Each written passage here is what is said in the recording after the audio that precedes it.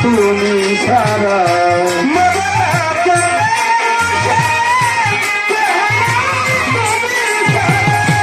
মোমরাতে গাও ছাড়া কেহ নাই তুমি ছাড়া তুমি আছো বলে আমি কালি বড়াই তুমি আছো বলে আমি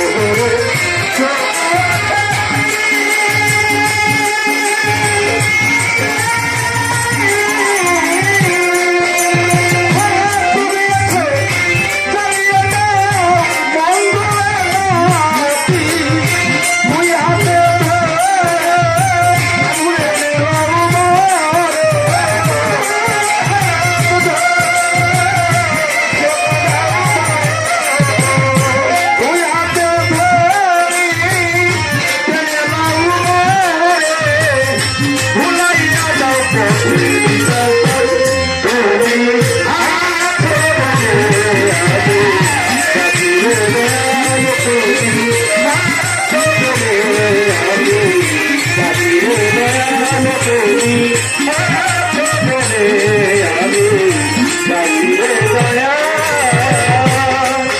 আর তব করুণা আমি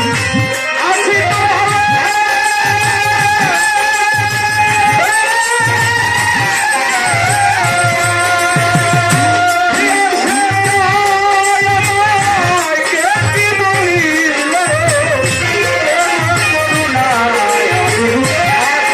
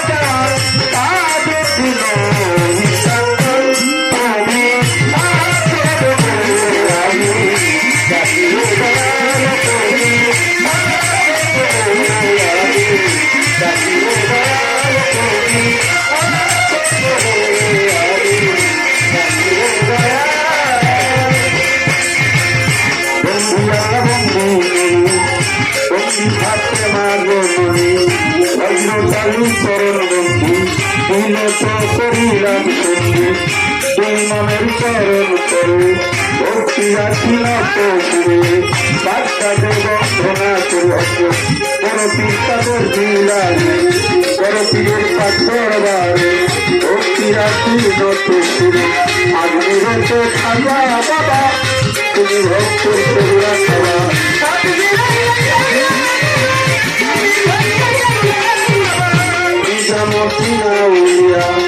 দরবারে যাই ভক্তি দিয়া আমি খসুয়া উলিয়া দরবারে যাই ভক্তি দিয়া 357 বন্ধু দিলেতে করিলাম সন্ধু তার তরিকার তার পীরে বন্দনা করিলাম তারে ভক্তি রাখি নত সুরে সিলেটে তো শাহ জালাল জ্বালাইলেন ইসলামের মশাই তাহার বাজনা শাহ করা পরাণে মিশাইল করা বিষ্ণু বাবা সাহায়ালু সাই বাবা তোর ভূমি আইতে তোর শত দিন চুক্তি তোর নামে বাসাইলাম চুক্তি তুমি স্থানের গোলাসা ওরা ভক্ত মনের আশা চট্টগ্রামে মাঝার দারু আজ দরবার ভক্তি করি কোথায় বাবা ও গণেশা ওরা ভক্ত মনের আশা কোথায় বাবা রাহাকালুষা তুমি ভক্তের বল ভরসা তাই তুমি চলে মান্যতা স্মরণ করি তোমার নামটা চন্দ্রপুরীর পাঠ্যবারে ভক্তি রাখি না তো সুরে সুরেশ্বরী পাঠ্যবারে প্রেম ভক্তি না তো সুরে যেখানে মাতুষা বাবা তুমি ভক্তের কল্লা সবা বাবু বাজার হাসা ভক্তের মনের আশা কালীপুরে আকাশ বাবা তুমি ভক্তের কল্লা সবা ইলিয়াসা দুর্বী দরবারে তো আমি তুমি নয়া কাঙ্গার বিনোচ্ছাদ তুমি ভক্তের দানে দিলাম হইল তুমি সর্বান্তর ভক্তি করুণা তো শুরু ভক্ত দেওয়ার সৃষ্টি তোর নামে বাসাইলাম সৃষ্টি লালন সাইকেল পাত্তা ধরে ভক্তি পরিণত ফিরে কৌশলা জঙ্গলা করি ওই দরবারে ভক্তি করি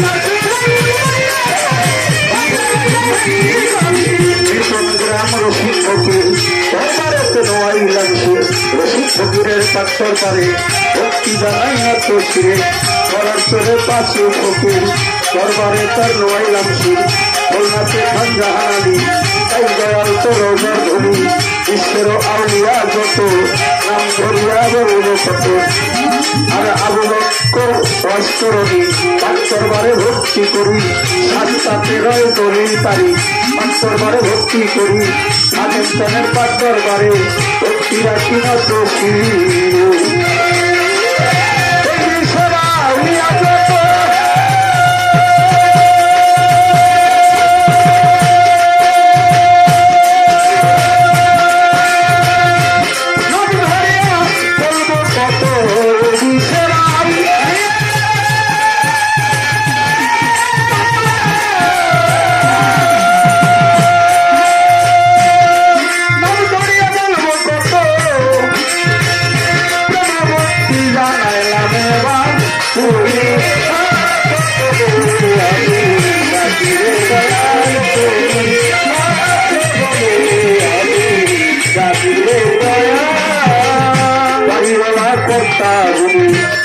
আমার ভক্তি দিবেন তুমি চিকিৎসা হইলেন তুমি আমি তার চরণে ভক্তি করে আমার নানা গান আরে আসুন যদি ওই চরণে ভক্তি করে তার ভক্ত বিন্দু আছেন যারা আমার সালাম নিবেন তারা কিছু ডাক্তার আছেন যদি আমার সালাম নিবেন তুমি কর্তা নিশিন মালুমেরা আমার সালাম নিবেন তারা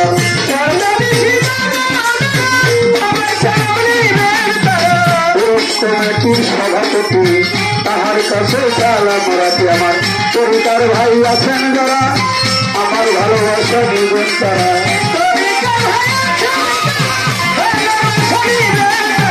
মাতা পিতার পাচরণে ভক্তি রাখি নত আমার প্রস্তাব এবং দিয়া যাব উস্তাদেরই চরণ পাবো আমার উস্তাদ দেওয়া নাই বাড়ালু চাই বাবা তোর চরণ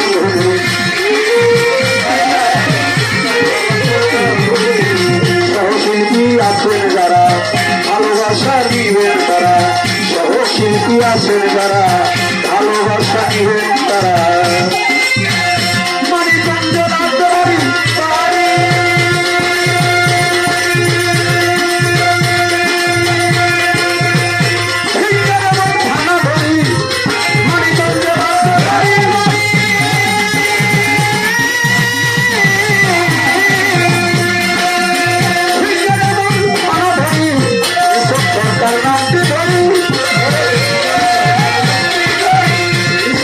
তার নাম কি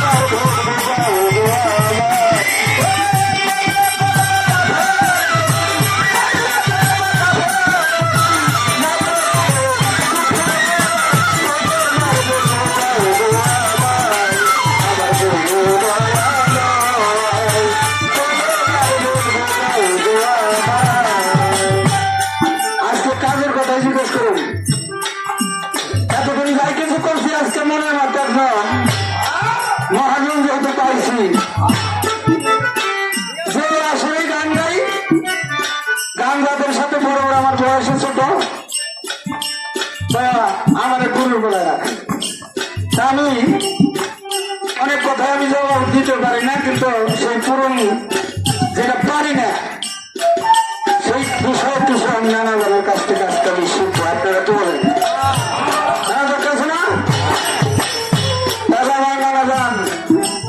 অনেক ইন্টারজন সেই পীর বংশ, পীর ঘরের লোক, এটা তাসওয়াব, এটা সহি সত্য ভাবে দলিল মতো আমি কিছু জানতে চাই, যাতে আপনারা এটা শুনে এই কালেমার প্রতি আপনারা ইমান আনতে পারেন। আমি ইমান আনতে পারি, আমার কালেমার উপরে যেন আমার ইমান থাকে। মোহাম্মদ রাসূলুল্লাহ সাল্লাল্লাহু আলাইহি ওয়াসাল্লাম এই কালেমা যখন আল্লাহ পাক হুকুম করলেন, কলমকে ইশারা করলেন, হে কলম হুকুম করলেন তুমি লেখো কালেমা লা ইলাহা ইল্লাল্লাহ মুহাম্মদ রাসূলুল্লাহ। সেই কলমের আবার লিখতে যায়, কলেমা লিখতে যায় কলমের মাথা ফাটলো। এই মাথাটা ফাটার কারণ কি? একটা কলম দিয়ে যদি খাতার মধ্যে কিছু লিখতে যান, আমরা যখন লিখতে যাই কলমটা ডিস্টার্ব হলে বা কালি যদি বেশি পড়ে যায় কলমটা আমরা ফেলাই দিই। কিছু কম জ্ঞান নিয়ে কথা হলো, কলমের মাথা ভেতরে গেলে লেখা যায় না। তো কলমের মাথা ফাটার কারণ কি? আর ওই সব কলমটা মাথা ফাটার বড় কলমটা কুমড়া লাগাছো। কলমটা কি অবস্থা আছে তো জানার দরকার আছে না? আজকে যারা আমাদের ভেবে দেবো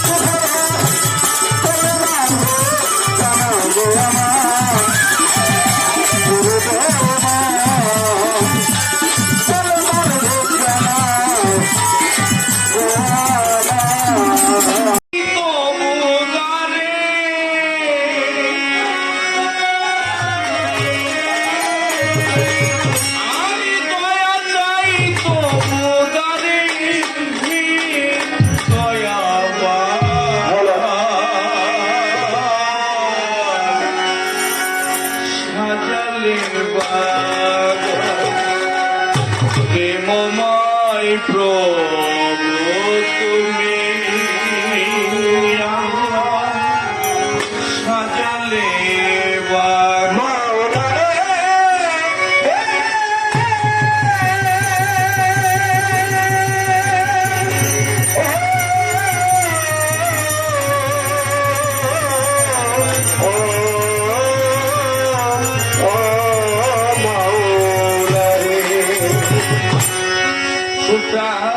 ঠান্ডা লাগে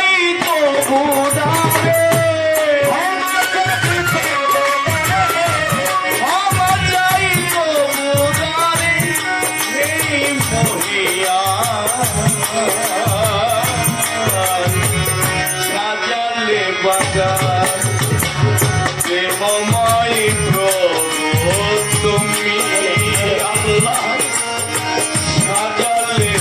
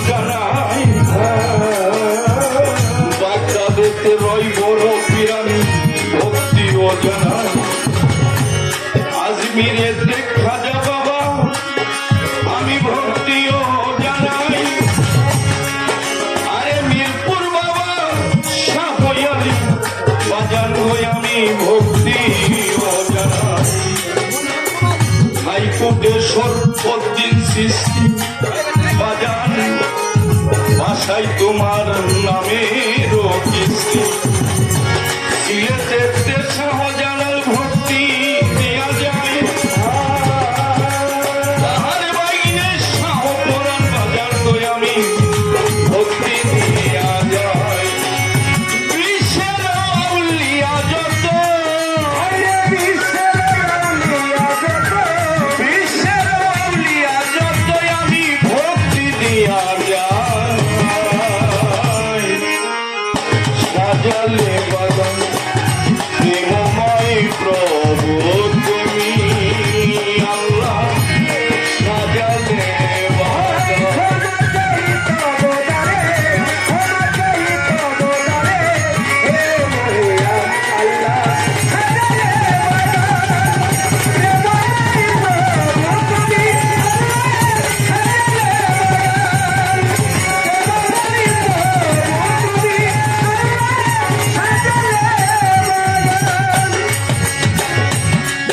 আইর মারারি পাগ দরবারে বাজে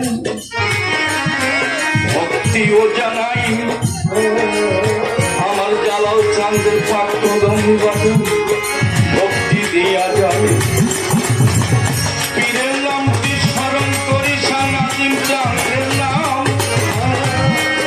আরে বাজানের চরণে কেন ভক্তি আমি রাখিলাম ওই দরবারে যতই অলি বাজান রয় ভক্তি রয় চরণে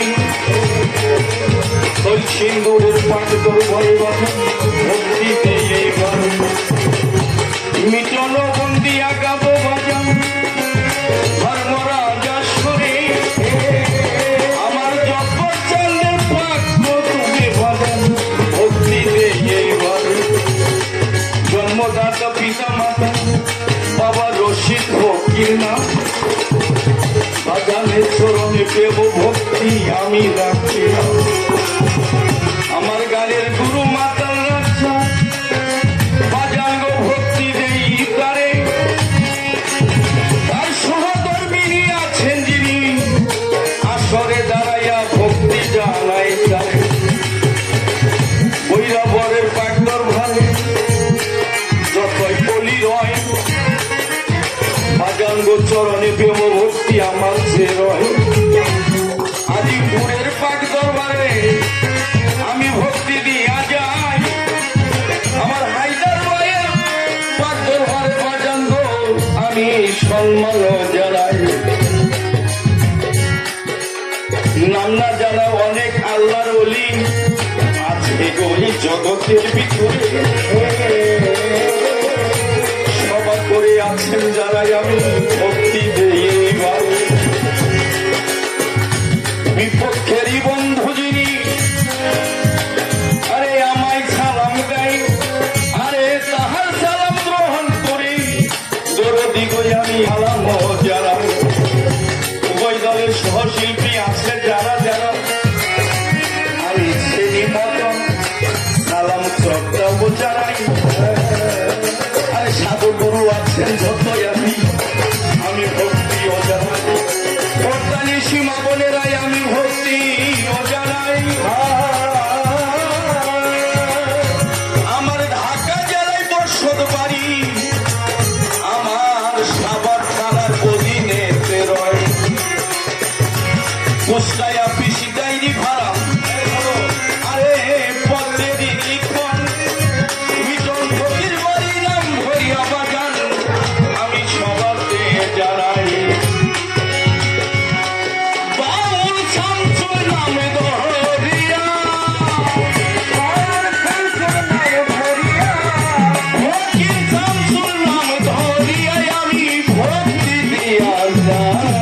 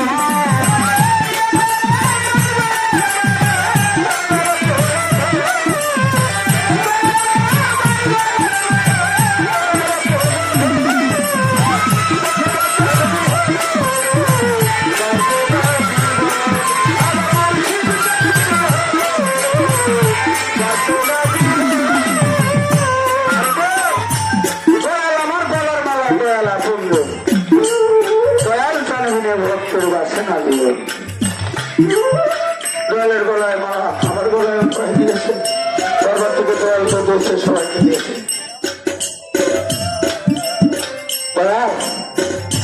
আমরা দেখতেছি বনফুলের মালা, এটা হয়তো গেন্দা ফুল দিয়ে কাটা হয়ে গেছে। এই মালাটা পরাই দিয়েছে, আমরা একজনে আরো জনের গলার মালা দিয়ে থাকি। দয়াল, এই মালাটা সর্বপ্রথম কোথায় থেকে আসলো? কে কার পরাই দিয়েছিল? এই মালাটা কয়টা দানার ছিল? কি দিয়ে গাঁথা হয়েছিল মালাটা? কেন মালাটা হয়? আজকে পেয়েছি, পরের আসলে আমি হয়তো জিজ্ঞাসা কিভাবে করবো জানি না। তবে দরবার থেকে যে মালাটা হলো কি, এই মালার হাকিকত কি, মালার সৃষ্টি কি, এই মালাটা কোথায় থেকে আসলো? সর্বপ্রথম কে কার গলায় মালা করাই দিয়েছিল, কয়টা দানার ছিল, সেই মালাটা আমি জানতে চাই।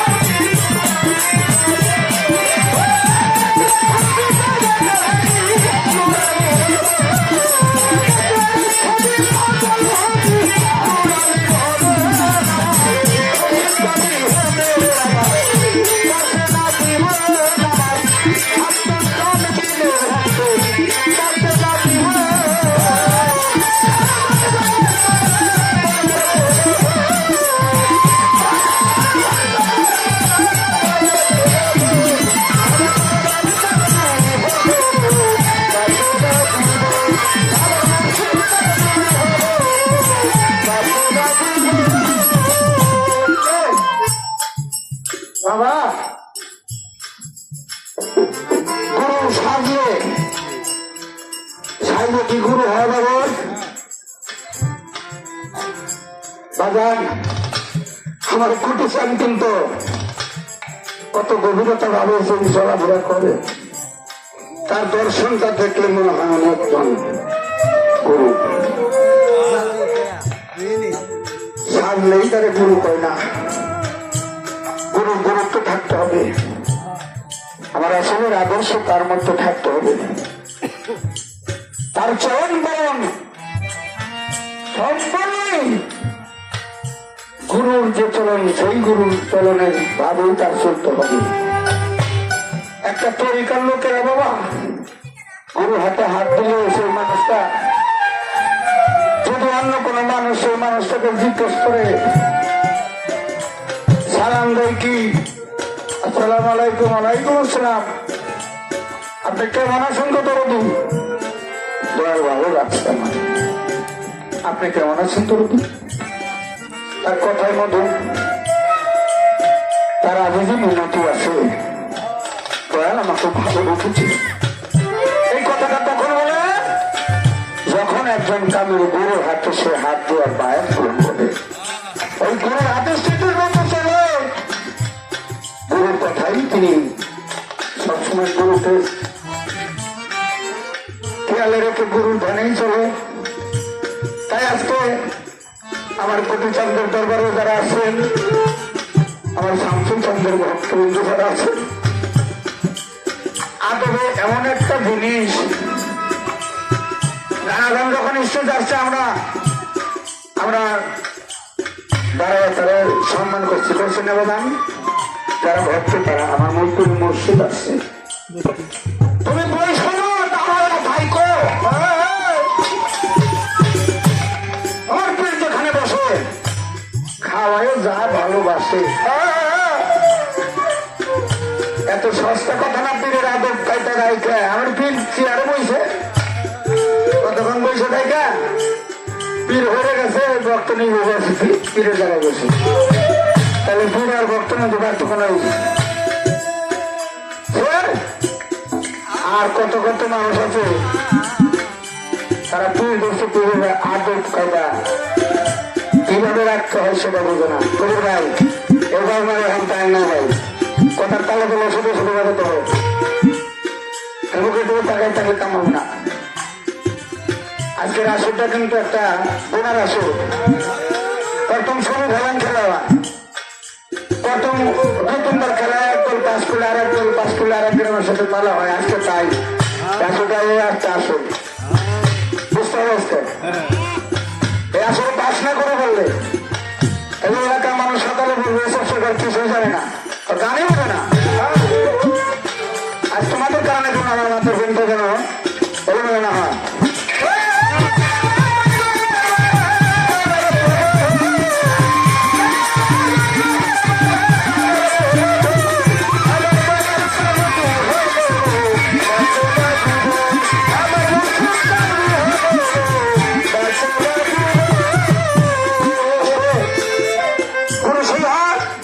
যার গুরুত্ব আছে রসুলের আদর্শ আত্মার চরিত্র যার ভিতরে প্রতিষ্ঠিত হোক যদি রসুলের আদর্শবান আদর্শবান হয় সেইটা রসুলের বংশধর হবে আমরা তাই রক্তের বংশ দাদা থেকে বাবা থেকে সন্তান সন্তান থেকে তার সন্তান কিন্তু আমার রাসুলের বংশ আমরা পাবো কি হবে আপনি বলেছেন এই বাংলাদেশের রাসুল আছে বাংলাদেশে তো রাসুল আমরা নবীর রোজা রসুলের রোজা আছে মদিনা আমরা মক্কাতে তো নবী জন্ম নিয়েছে আমরা এটা জানি তো বাংলাদেশে রাসুল আছে এটা রাহুল রাসুল তো সিনার কায়দাকে রাসুলের রূপটি বাংলাদেশের রাসুলের রূপের নাম কি কোন রূপের রাসুল আছে আমি একটু জানতে চাই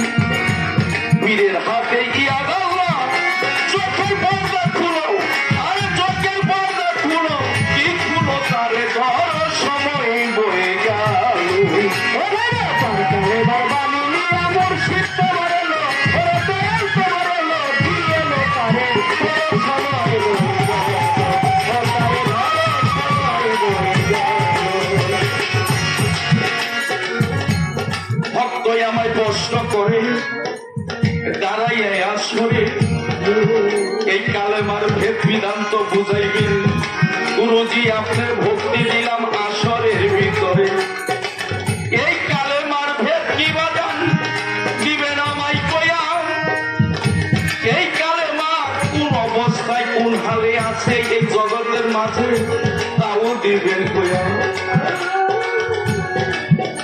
বাজান গো আমি ধৈর্য ধরেন নীরব থাকেন, আসরে যারা আছে আমার মালিক যদি কৃপা করে আমি বলবো আসরে দাঁড়াইয়া একটা মানুষ আসতে বাজা, একটা মানুষ পরিপূর্ণ একটা দেহ, এটা একটা কালেমা। এই যে বক্তব্য বলে গেছে সূরা ইব্রাহিমের 24 নম্বর আয়াতটা পড়ে দেখবেন। কালেমার শাখা পোশাকাও করে দিয়ে, কালেমার শাখা পোশাকা আপনি নিজেই একটা কালেমা। কখন হবে? যখন এই পাপ দেহটা একটা মানুষের কাছে অর্পণ করে সেই চুম্বকের মতো লোহাকে ঘর্ষণ করে আপনি নিজে পবিত্র হতে পারবেন, তখন নিজেই আপনি একদম কালেমা। আপনি নিজেই কালেমা। কি বলেন? কালেমার বিষয়বস্তু বাজার শোনেন, রক্ষা করে আল্লাহর নূরে নবী পয়দা, নবীর নূরে সারা মাখলুকাত সৃষ্টি হইল এই জগতের ভিতরে। এই নূরটাই হচ্ছে কালেমা। আমি দিলাম গো বলিয়া, এই কালেমার ফল আছে, ফুল আছে বাজান দেখো গো এই আসরে তাকাই। সব কালেমার ফল। এই যে কালেমায় ফল ধরে, গাছটা আপনি নিজে। এখানে আবার রিফারিং করতে হয়।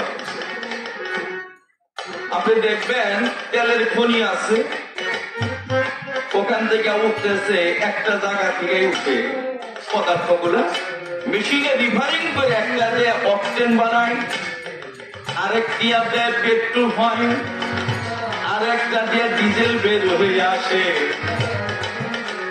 আবার আর একটা দিয়ে কেরোসিন বানায় ওই একই পদার্থ থেকে,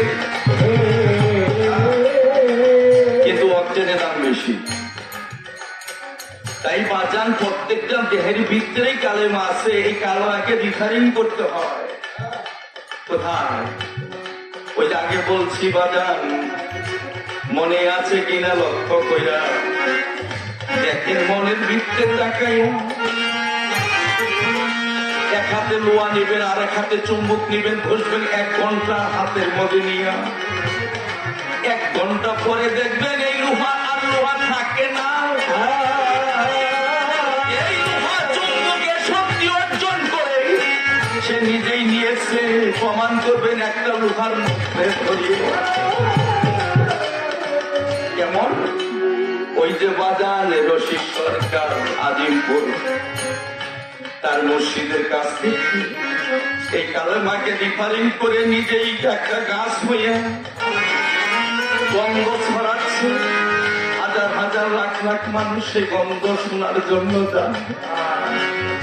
প্রত্যেকটা পীরের দরবারে বাজার এইরকমই হয়ে যায়। একটা হচ্ছে জাতি কালেমা, আর হলো সেফাত কালেমা। জাতি কালেমা কোনটা? যারা অলি আউলিয়া পীর ও মুর্শিদ হক্কানি কামেল মুর্শিদ যারা, তারা হচ্ছে জাতি কালেমা।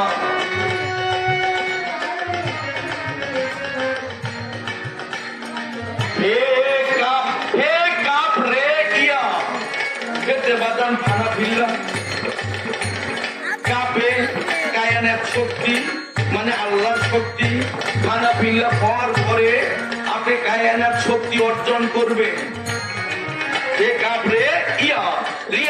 মানে সর্বক্ষণ তারে ছাড়া আপনি কিছু বুঝেন না। কে আপনি? সেই মুর্শিদ। এই মুর্শিদ ছাড়া আপনি কিছু বুঝেন না। কখন কি হইলেন? ফানা ফিল্লা। তারপরে পাইলেন কি? ফানা ফিল্লা হইয়া কায়ানের শক্তি মানে আল্লাহর শক্তি। এই আবার জাতি শক্তি আপনার দেহের মধ্যে প্রবেশ করলো। এই জাতি শক্তি যখন আপনার দেহে প্রবেশ করে, তাদের মানে সর্বদাই রেসালত প্রাপ্ত যখন রাখবেন আপনি, আপনার মুর্শিদের রঙে রং করে গেলেন। তারপরে ওই গুরু স্যার আপনার কিছু বুঝেন না। এইরকম একটা কালেমা যদি পাইয়া যান, তার কাছে মাথা নত করতে কোনো আপত্তি নাই। জাতের সাথে জাত মিশিয়ে এসে ওই মানুষটি রাসূল প্রাপ্ত, রেসালত প্রাপ্ত যারা তারাই রাসূল প্রাপ্ত, তারাই নাইবে রাসূল এই জগতের ভিতরে। সেখানে এই দেখতে হবে বর্তমানে রাসূল আছে কোথায়, যারা রেসালত প্রাপ্ত তারাই রাসূল নাইবে রাসূল। সেই নাইবে রাসূলকে ভালোবাসলেই আমার সেই মদিনার রাসূল খুশি হয়ে যায়।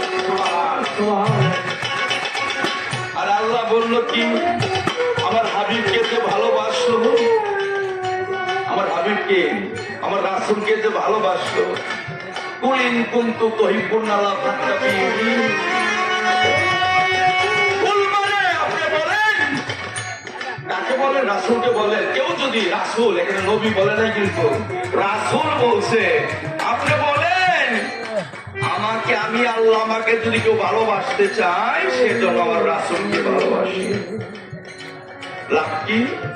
রাসূলকে যদি কেউ ভালোবাসে আমি আল্লাহ কথা দিলাম তার জীবনে সব গুনাহ মাফ করে দেব।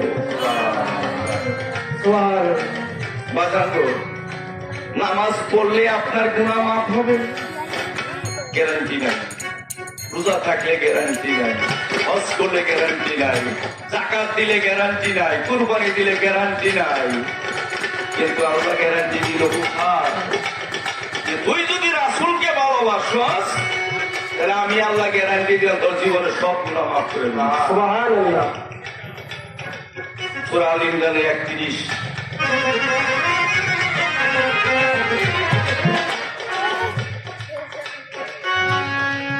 অল্প সময় বেশি কথা করার চেষ্টা করি।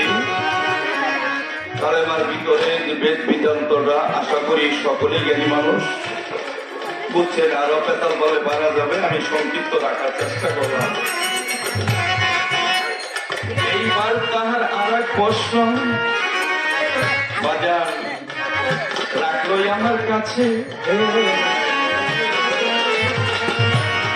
আরশ মহল্লায় কলম কি আল্লাহ হুকুম দিল, লেখো তুমি লা ইলাহা ইল্লাল্লাহ মুহাম্মাদুর রাসূলুল্লাহ। সেই আরশ মহল্লাতে কলমে লেখো লা ইলাহা ইল্লাল্লাহ। কলম ও পণ্ডিত এই কলম লা ইলাহা ইল্লাল্লাহ লেখে বসে রইল। আল্লাহ কত মনে কয় কি ব্যাপার, লা ইলাহা ইল্লাল্লাহ লেখছো আর বাকি তো কেরা লিখবো? কলমে জবাব দেয়, আল্লাহ তোমার সমান তো কেউ নাই, তোমার বড়ও কেউ নাই, তাহলে তোমার নামের পরে যে নামটা লিখুন এটা আমার কাছে বেমানান। কলম মাত্রই করি এরকম বক্ত আছে না, পীরের উপরে মাত্রই এই কলমের স্বভাব বক্তব্য মধ্যে আছে। ওই বাজার এসে যা কয় বাজার ইন্ডিয়া গেলে শুরু করবো। আচ্ছা, এই কলমের স্বভাব বক্তব্য আছে। এই কথা কইল না আমার দয়াল কইছেন যে আমি দরকার পরে দেখলাম, এই কথা কয় না। দয়াল যে উল্টা জ্ঞান দেখ বাবা এটা তাড়াতাড়ি এই কলমে দিল ধমক, এত বড় স্পর্ধা তুমি, আমি আল্লাহ তোমাকে বলছি লা ইলাহা ইল্লাল্লাহ মুহাম্মাদুর রাসূলুল্লাহ লেখো, আর তুমি লা ইলাহা ইল্লাল্লাহ বলতে লেখা বলছ, কারণটা কি লেখো? এই ধমক খাইয়া কলম উপর থেকে নিচে পড়ে তার নিপ ফেটে গেল। এই যে গালি বলা শুরু করলো। বাজানগো এই তো কলমের মাথা ফাটার রহস্য আমি তোমার কইলাম। এই কলমের মাথা না ফাটলে তুমি আইতা না এই জগৎ ঘুরিয়া। এর থেকে বেশি বলাই আমার সাধ্য নাই। এরপরে মারা সম্বন্ধে প্রশ্ন করলো বাজান গো আমি কানে শুনতে পাই।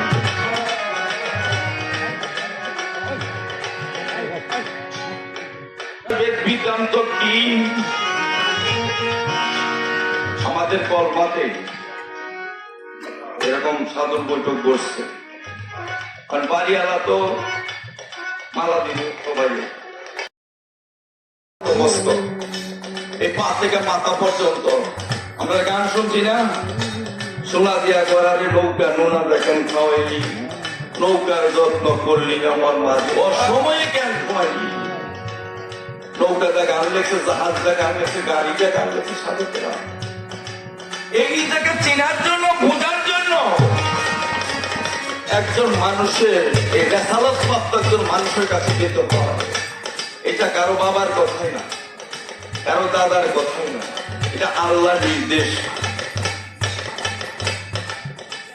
সূরা কাহাবের আপনি 17 নম্বর আয়াত, জালিকা মিন আয়াতিল্লাহ ইয়াহু ইয়াদিল্লাহু মুহতাদি ওমাই ইউদলিল ফালান তাজিদা লাহু ওলি, এই যে ওলি আম মুর্শিদা। আল্লাহ বলছে আমি তার হেদায়েত করছি, তার কপালে একজন মুর্শিদ মিলাইছি। আমি তার হেদায়েত করি নাই, তার কপালে আমি কোন মুর্শিদই মিলাইনি। আচ্ছা এখন আমি কি দলন? আমি নামাজ পড়ি 5 ওয়াক্ত, হজ করলাম, যাকাত দিলাম, সবই করলাম। আল্লাহ কয় তোরে তো হেদায়েত কি করিনি, তুই না করে কি করবি? কয় কে?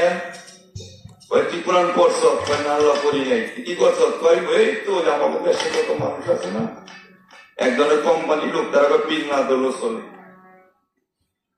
আমি যে তোর কোরআন পাঠাইছি সেটা পড়ছ? কয় না, আমি ওটার মধ্যে লিখছি যতক্ষণ বলতো তুই মুর্শিদ না ধরবি, তুই বুঝা নিবি তোরে আমি হেদায়েত করি নাই, আর তোরে আমাদের বন্ধুকি কোন লাভও নাই। তাহলে পীর ধর্মে কইছে কেন আল্লাহ, এটা কি ফরজ না? সূরা নিসার 59 নম্বর আয়াতে রয়েছে, ইয়া আইয়ুহাল্লাযিনা আমানু ওয়াতাকুল্লাহা ওয়াতাক ইলাহি ওয়াসিলাতা। এখানে ওসিলার কথা বলতে হবে। আপনি ওসিলা না করলে আপনি কখনোই মুর্শিদ পাবেন না। ইয়া আইয়ুহাল্লাযিনা আমানু আতিউল্লাহু, এ বিশ্বাসীগণ তোমরা আল্লাহকে মানো। আতিউল্লাহু, আল্লাহকে মানো। ও আতিউর রাসূলুল্লাহ, এই যে নও রাসূল, তোমরা রাসূলকে মানো। এই বলতে শেষ না, তারপরে বলে আউলিল আমরিল মিনকুম, যারা দুনিয়াতে নিয়ামত প্রাপ্ত তার বিচার তুমি মেনে চলো। এই জায়গা মানুষ বন্ধ থেকে দিব, আল্লাহ মানুষ বন্ধ থেকে দিল। দুনিয়াতে যে মানুষটি তোর কাছে মনে হয় এটি নিয়ামত প্রাপ্ত, আল্লাহ প্রাপ্ত মানুষটি তার বিচার মেনে চল। আল্লাহর কথা তো ফরজ। সূরা ইয়াসিনের 21, তুমি তাকেই মানবা যে তোমার কাছে কিচ্ছু চায় না। এলো মানুষ। সূরা লোকমানের 15 নম্বর আয়াতের মধ্যে বলছে তাদের সাথে সৎ ব্যবহার করো, সে তোমাকে আমার মুখী প্রত্যাবর্তন করে দেবে। এলো মানুষ। সূরা ফাতিহা 6-7 করে দেখবেন, যাকে উম্মুল কুরআন বলা হয়, এখানেও বলছে মানুষকে মানো। তাই কবি জালালউদ্দিন লিখছে, মানুষ তুই খোদা বজ, এই মন্ত্রটা কে দিয়েছে? মানুষ বজ, কোরআন পুজো, পাতায় পাতায় সাক্ষী আছে। যারা বলে মানুষ ধরার দরকার নাই, ওরা ভুল পথে আছে। যেহেতু কোরআন আমাকে সাজেস্ট করতেছে, সুতরাং এখানে আমি আর কার কথা শুনবো না। কোরআন আমাকে সাজেশন দিচ্ছে, আমি আর কারো কথা শুনবো না। এর জন্য কোরআন আমাকে পড়বার দেয় না। এই আলু খাও মাথায় কোরআন বুঝবো না। আর আল্লাহ কইতেছে আমি কোরআন তোর জন্য সহজ সরল ভাষায় পাঠাইলাম। সহজ সরল ভাষায় বাংলায় অনুবাদ করে আমাদের কাছে পাঠিয়ে দিয়েছে। আর আমাকে কয় কোরআন বুঝবা না। ওই যে ঠাকুর আসরা মন্দিরে ঠাকুরা গীতা পাঠ্য সংস্কৃতি ভাষা, অগেলাকের মাইকে যদি কয় ঠাকুর জানতো একটু, এই তুই তো বুঝবেন। এখন ওই ভাষা যদি মানে পূজা ঠাকুরের ঠাকুরগিরি ঠাকুরা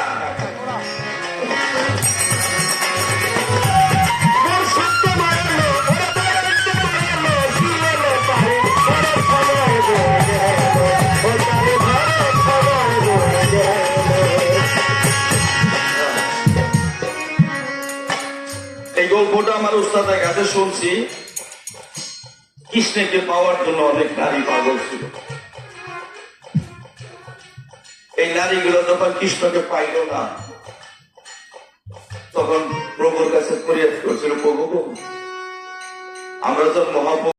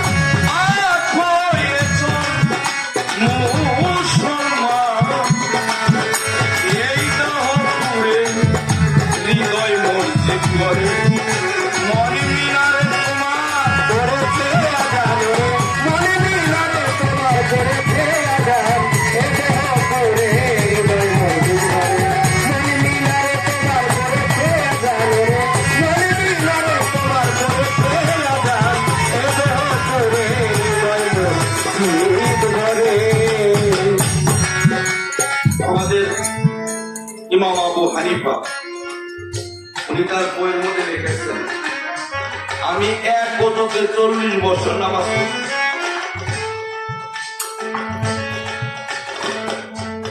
এক বছরে 40 বছর নামাজ পড়লে ওনার বউ আছে না, পায়খানা করছে, তাহলে এক বছরে এত বছর ছিল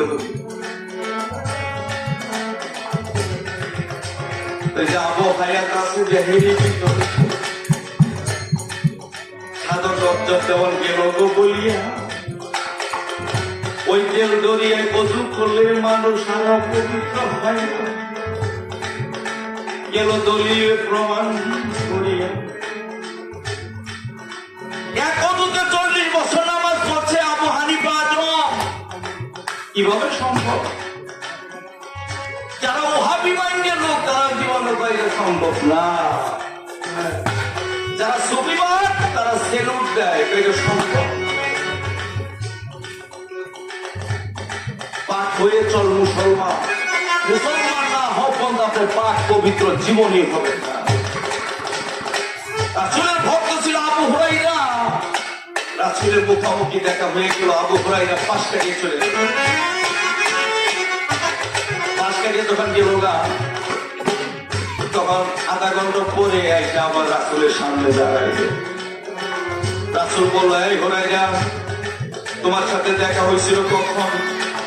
তুমি তখন কোথায় ছিলা? হুজুর, তখন দেখা হয়েছিল না, তখন আমি কুশল করে অবস্থায় ছিলাম না, এখন আমি কুশল থেকে আসলাম। আমার রাসূল মুস্কি হেসে বলল, মুসলমান কোনদিন না পারত?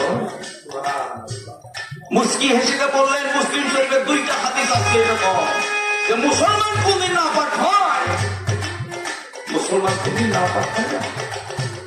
যার হাত এবং মুখ পবিত্র তিনি হচ্ছে মুসলমান। মুসলমান শব্দের অর্থ আত্মসমর্পণকারী। কোরআনের সব বাংলা আসছে, কিন্তু মুসলমানের বাংলা লেখে না। কেন লেখে নাই? মুসলমানের বাংলা লেখে তো লেখন না আত্মসমর্পণকারী, আর এটা লেখে তো ধরা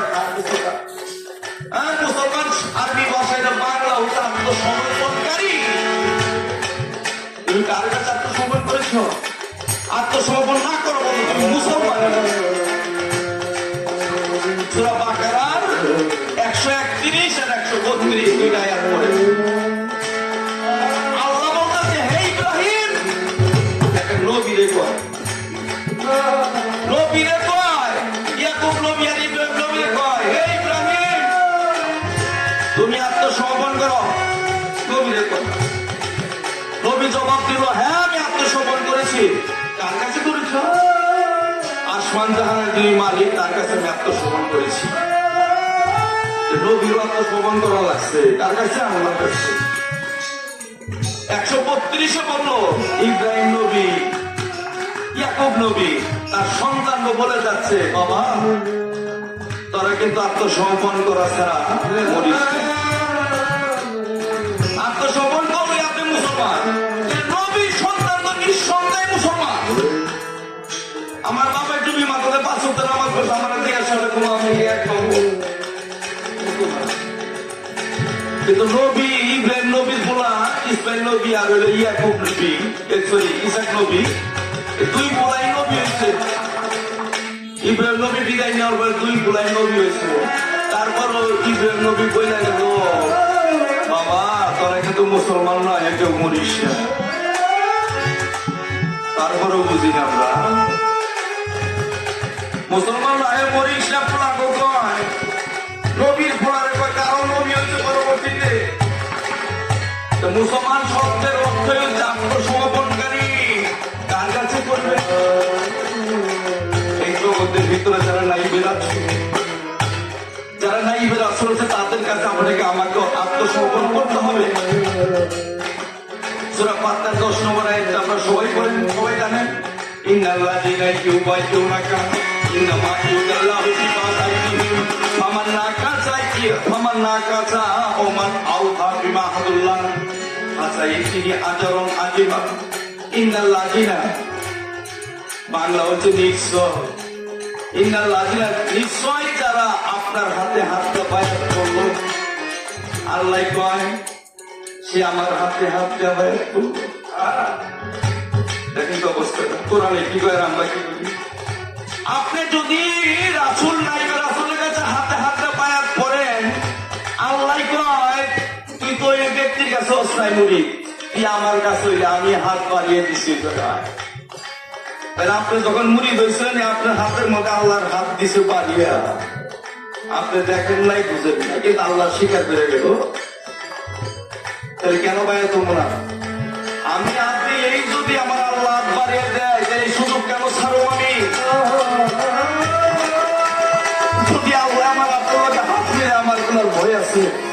আল্লাহ যদি আমার হাতের সাথে স্পর্শ করে, আমার আর ভয় কিসে? তাই বলা হয়েছে মুশরিকের হাত, আমার রাসূলের হাত, আমার রাসূলের হাত, আমার আল্লাহর হাত গেল তো মিলিয়া। এই মুর্শিদের হাতে হাত দিলে, রাসূলের হাতে হাত করে, আর রাসূলের হাতে হাত দিলে আমার রব্বুল আলামিনের হাত সেখানে স্পর্শ করবে। তাহলে আমরা মুরিদ হইছি যারা, তারা কার কাছে হইছি? আল্লাহর কাছে।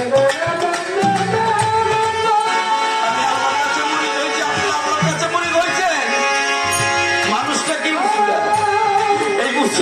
আমি না করতাম তাহলে কোনোদিন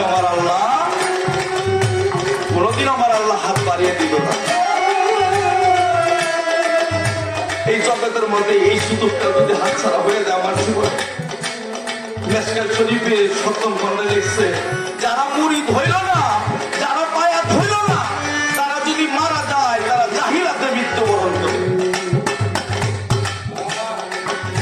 তাদের মৃত্যু হবে জাহিলাতে। আল্লাহ কয় আমি ওকে চিনি না, তোর আমি চিনি না ঠিকানা। আর যে বায়াত করে আসস আমি তোর আল্লাহ চিনি।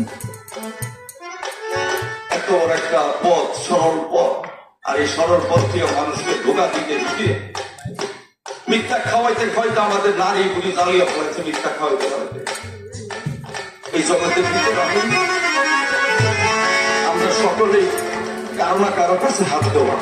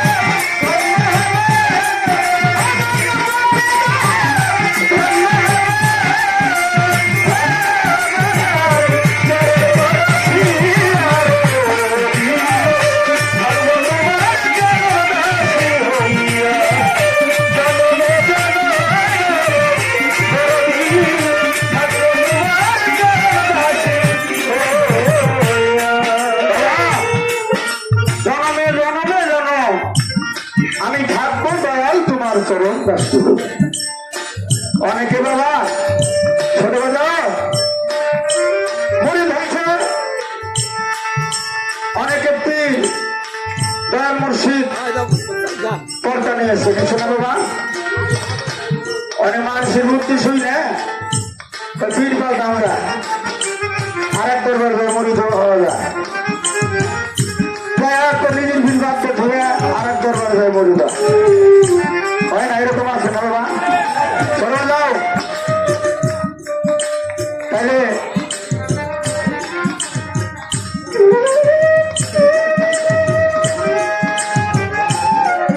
বাবা বড় ভালোর একটি কথা বলবো আজকে সেই মেলাটা তার নামে আমি নাম শুনেছি ছোটবেলা থেকে মিডল গ্রাম রশিদ ঘটি তার দরবারের পাশ দিয়ে আমি অনেকবার ব্যবস্থা করি আমার আইনাল ভাই জানে আমি সবসময় আসা যাওয়ার সময় ভক্তি রাখি যে এখানে আল্লাহর অলিরা ঘুমায় রয়েছে তাদের সহপথে মহব্বতে যেন থাকতে পারি আজকে সেই ঘরে পীরে কামেল প্রায় শামসুল চান ফকির এই ভক্তবিন্দুদেরকে নিয়ে মাঝখানে বসে আজকে তারা নিজে বর্তমান হাজির এবং নাজির তাই আমার শামসুল চানকে দর্শন করলে আমার রশিদ চানকে যারা দেখেছেন ওই তো আমি যারা ভক্ত আছেন আমি মনে করি আমার শামসুল চানের মতো শুধু রশিদ চানকে দেখার বাকি থাকবে না আমার তো রশিদ চান আমার বাজার আমাকে শিখাইয়া দিয়েছে বাবা ছোটবেলা বাবারে নিজের পীর রাইছে নিজের পীরকে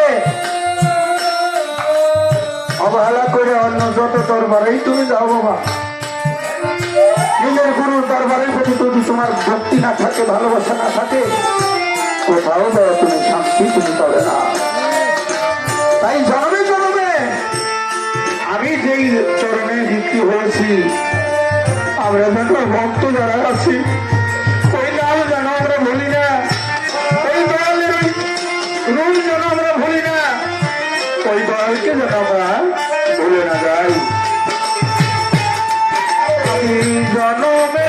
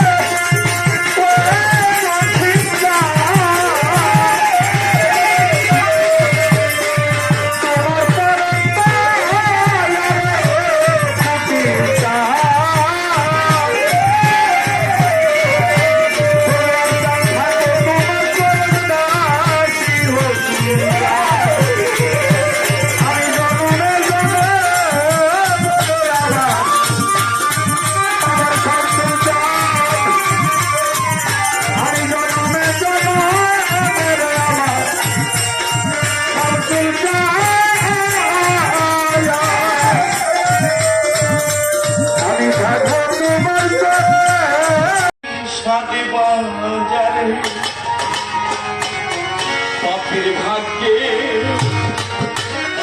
এমন এমন দিন কি আর হবে রে? এই পাপির ভাগ্যে ফকির লালন সাঁইজিরি এই লাইনটা লিখেছেন, যদি আবার একটি বছর বাঁচতে পারি এই জগতের ভিতরে, তাহলে এরকম সাধুগুরুর সঙ্গ পাব, নইলে নসিবে তো আমার আর হবে নাই জগতের বাড়ি।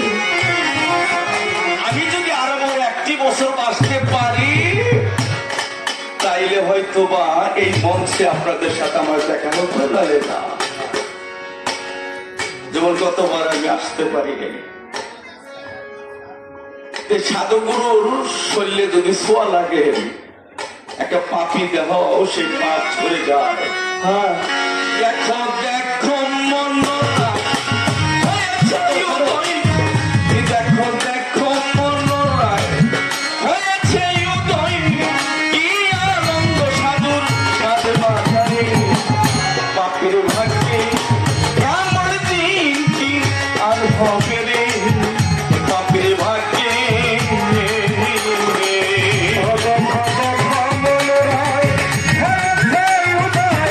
দেখো দেখো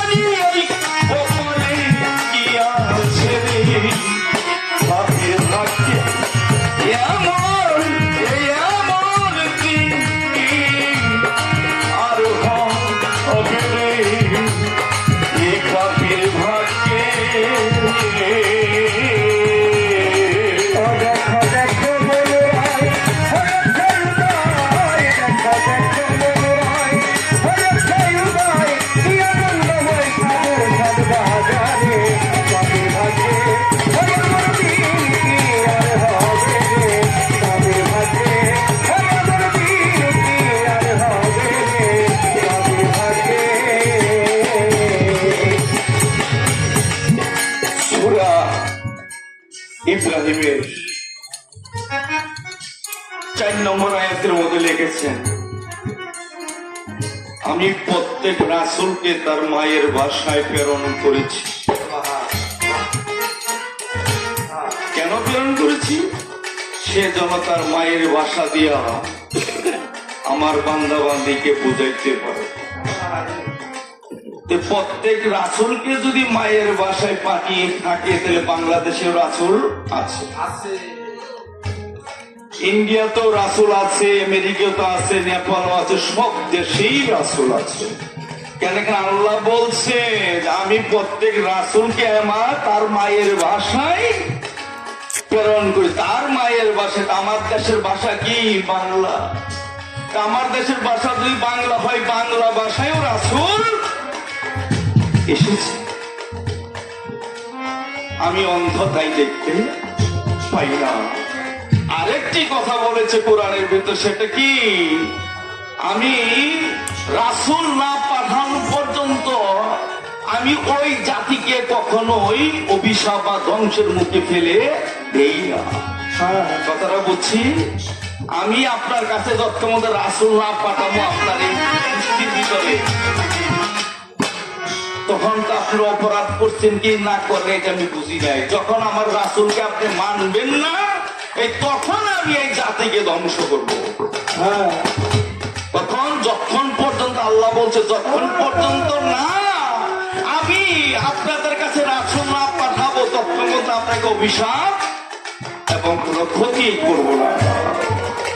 তাহলে রাসূল আপনার কাছে আসছে, এসেছে, আসবে। ও খাতিমুন নবী, নবী খতম, কিন্তু রাসূল খতম না, যুগে যুগে আসতেছে। বাবা দেখো দেখো